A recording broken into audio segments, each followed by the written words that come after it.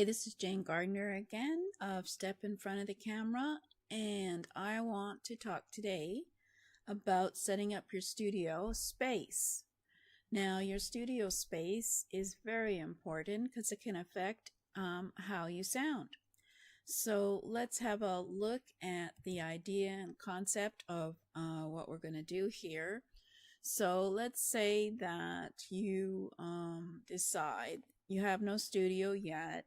You don't want to go rent a studio. You have no fixed place in which you record your videos or your podcasts. So you've got to plan your space. So the rule is the bigger the room are always better. Now I know that's not an option for most people. In fact, for me, I'm down here in my basement.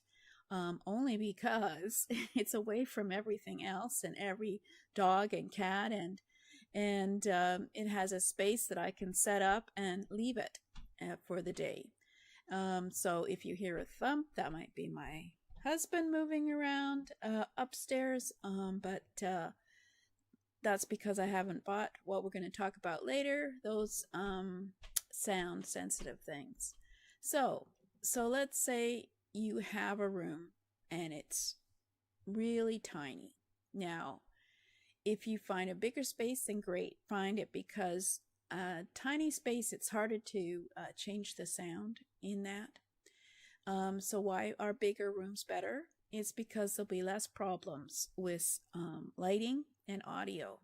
Smaller rooms, it may seem counterintuitive at first, but the problem with smaller rooms is that it is so difficult to control the audio and the lighting.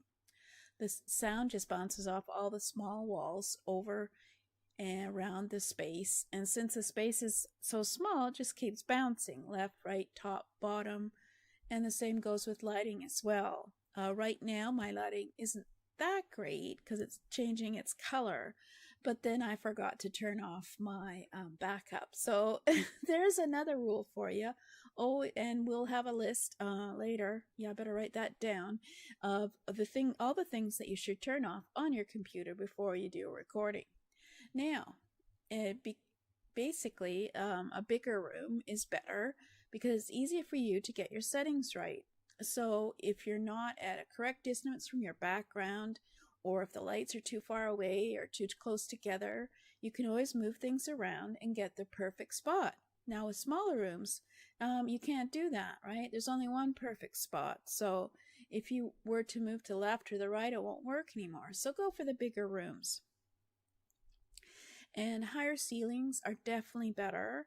Some of you may live in condos or apartments where the ceiling is kind of low, but go for as high as possible, whenever possible, of course, because it helps with the sound not bouncing off the ceiling. Obviously, you don't want to do it outdoors because there's no control over the sound, and you must have a ceiling, and so you need a ceiling so that you can control your audio and your lighting. Don't worry about the additional space because of lighting. All you need to do is focus light on yourself. And once you see how few lights I have on me, you'll be amazed at how good quality the light is. So you don't need to light up the entire room or the entire space just to have the lighting for your videos. Now, sunlight's okay, but I would say definitely block it out. Because if you have an area that's right next to a window or where there's ample sunlight coming in, that's great, but it helps to cut back a lot on your expensive in terms of lighting, but the light changes all day. So are you going to always do it at a certain time of day, your recordings, because the sun's the best time for it? You could, I guess, in the beginning, but with sunlight, you don't need to think about buying lights, but that's true to a point. But the problem with sunlight is that the sun is always on the move. It's always moving, right? So no matter where the position of the sun is, in the morning, the afternoon, the amount of saturation, the amount of clouds, your lighting is always going to be changing. So that you really don't want to have any sunlight coming into your room. But I mean, if you want to start that way, that's fine. Just make sure it's not coming from behind you because no one will be able to see you because you'll be in shadow. So if you're having bad weather conditions, you don't want to have those sunlight depending on what you do. You want to be able to control your light. So whether it's cloudy or rainy, you just don't want to have it. So if you can just have minimal or no sunlight, that's even better, because you need to be able to control the lights. I have two lights right now. I'm not deciding, because I got a new webcam. We'll talk about webcams later.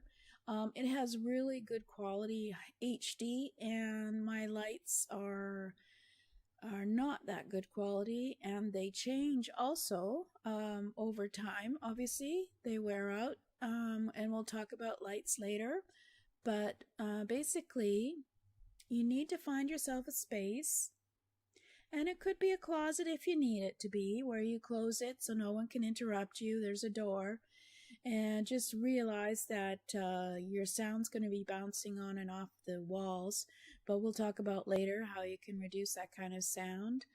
But basically, you need to set up a space where you're not too close to the walls or the ceiling in the room, and basically everything is pointing at you. The lights, the webcam, have the computer behind your webcam so you can see whatever you're talking about. And yeah, so we'll be talking more about that. I just wanted to say that you need to find a suitable space with a table so that you can leave everything in set up, and you can come and do a video at midnight if you want, or you can do a video in the morning if you want, and you can just do a video anytime if you can control the lights.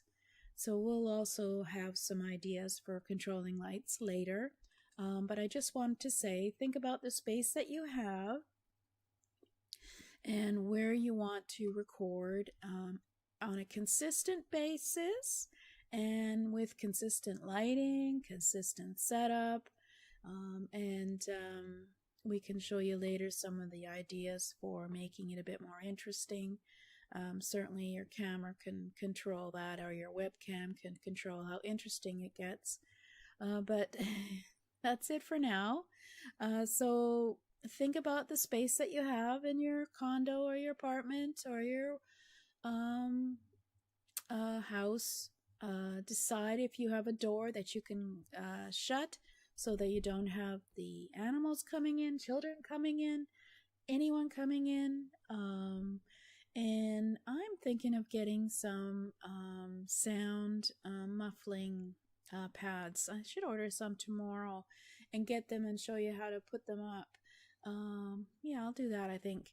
So here I am babbling, but this is, please come into the group, step in front of the camera for coaches, speakers, and consultants.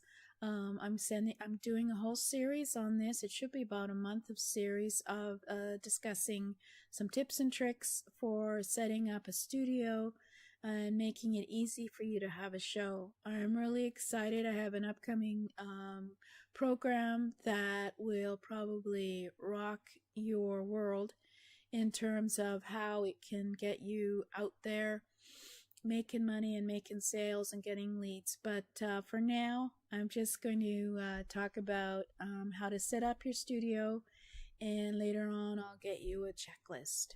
So